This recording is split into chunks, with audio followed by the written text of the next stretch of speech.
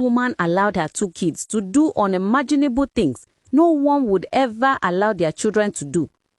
Things like practicing how to smoke and watching movies meant for adults. Her husband had tried to correct them many times, but she would always say, "Leave my kids alone. I know how long it took for me to make them."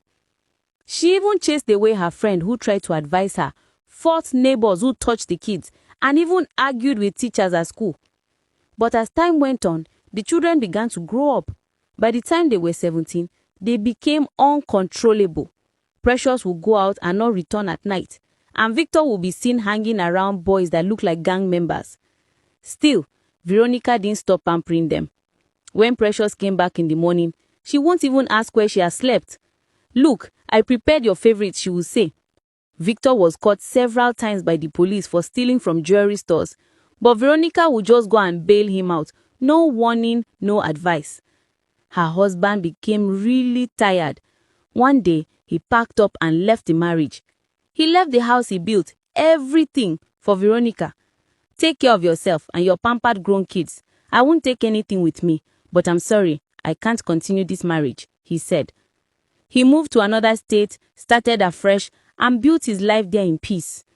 But Veronica didn't care. At least she still had her 2 grown children. Precious was still in secondary school, but every morning she left home pretending she was going to school. At the end of the street, she would branch off to meet a man or to hang out with her friends. Same with Victor. Instead of going to school, he always went to steal, even wearing his school uniform. Eventually, the school expelled him, making him a dropout. And that was when his stubbornness got worse, because now he was completely free to roam the streets. But one day, Victor made a big mistake. He tried to rob a jewelry store again, but this time, he robbed the wrong store. The owner had a firearm for self-defense. That night, the man was right there in his shop. As Victor entered, he tried to stop him, but Victor proved more stubborn. So he pulled out his firearm and bah! Victor was down, shaking. The man dragged him out to the street, far from his shop, and placed a paper on his body that read, "He tried to rob my store. This is self-defense."